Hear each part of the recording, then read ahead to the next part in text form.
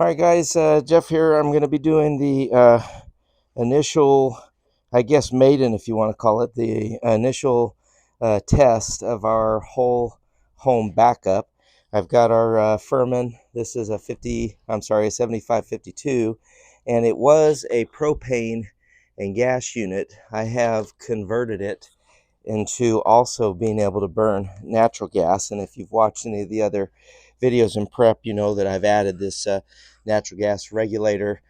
I stubbed out of our gas line with these quick connects, and I've got a 50 amp panel or 50 amp outlet here that's being backfed into the panel. So I'm going to go ahead and fire this up, and then we'll go over to the panel. Now, I put this on the other side of this block wall just to help with anti-theft and things like that. But I'm gonna go ahead and fire this up, and then we'll go over to the panel and see what we're doing over there.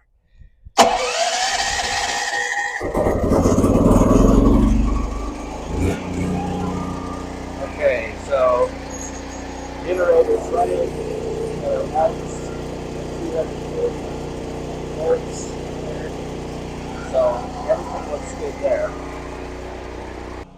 Okay, so as you can see, I wrote some instructions just in case I was not here, because the last thing you want to do is turn this breaker on, which is that's the backfed part of it here, and with the main on, because this will actually send electricity backwards through to the grid. So when you're doing this test or running it, you always want to make sure that you turn the power off, which I just did, which means there's no power coming to this panel now.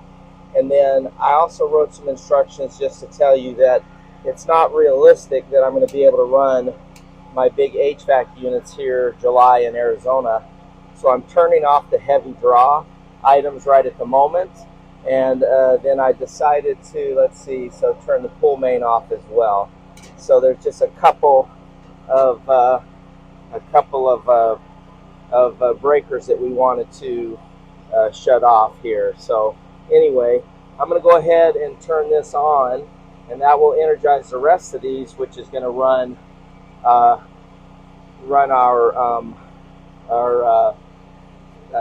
lights, refrigerators, things like that. So this is the main charge. You should hear a draw on that generator, and you do.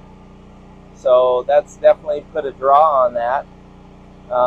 But as we can see, no breakers popping, and we'll go check refrigerators and stuff like that real quick. So it obviously settled back down.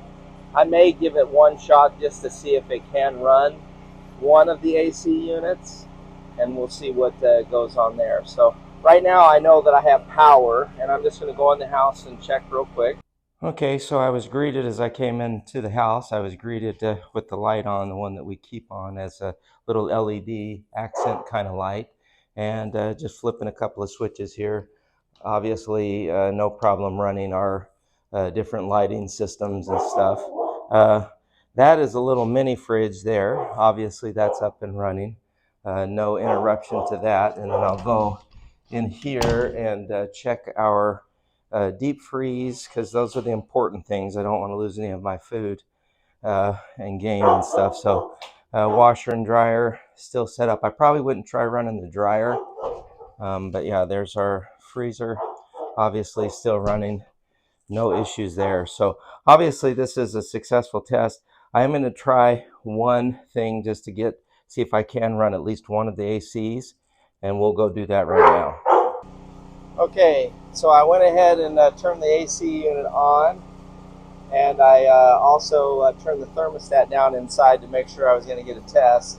So I did hear the generator kick on a little heavy, but it is running. Let's go inside to check to see if it's blowing upstairs. All right, guys, so this is the air unit that I did set to 77. It's satisfied, but it is still running, and the compressor is still going. I still feel that cool air. And this is that Arco Air air handler furnace combo.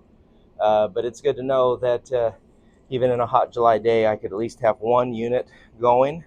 Probably run the upstairs one, because that's where the bedrooms are. and keep us nice and cool in the case of emergency. So I'm going to go check the specs on the generator, but I'd call this a successful test. Okay, so here we are outside back at the panel.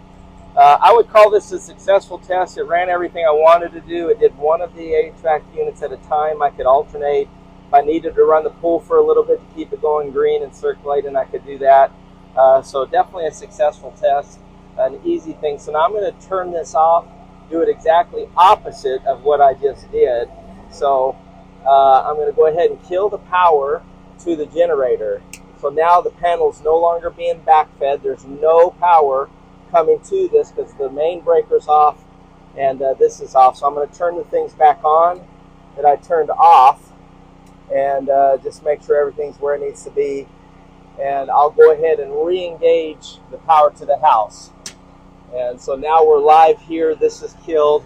And I'll go ahead and shut this down. But all in all, I'd call this a very successful test. Did exactly what I wanted it to do. Okay, so I just shut the generator down. I'm going to go ahead and button this up. But all in all, a very successful test. It's exactly what I wanted it to do, which was be able to power up. So the do-it-yourself, if you want to watch, I showed 3 different videos here to help you if you wanted to do something like this. Now, there's a couple steps I did that you didn't need to do.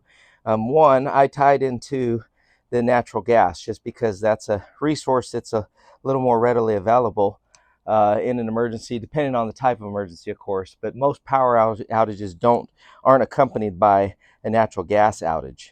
So there's that. So I wanted that to be available. I just wanted to give myself options. I could always run this generator as it came on propane. So you could obviously store large propane tanks on your property or have little tanks. And then, of course, it also runs on gas. So this just gave me multiple options. The very first step I did was I went ahead and added this T and this quick connect into my gas line. And I have a video showing how I did that. So you can, if you wanted to go the natural gas route, you can do that. The second video that I showed was adding this power outlet that backfed into my service panel over there, as you can see. And so I have a video showing you how to do that. And then lastly, I had a video showing you how to convert this, listed all the parts that you'd need to convert this unit to natural gas. So anyway, those are the steps I took.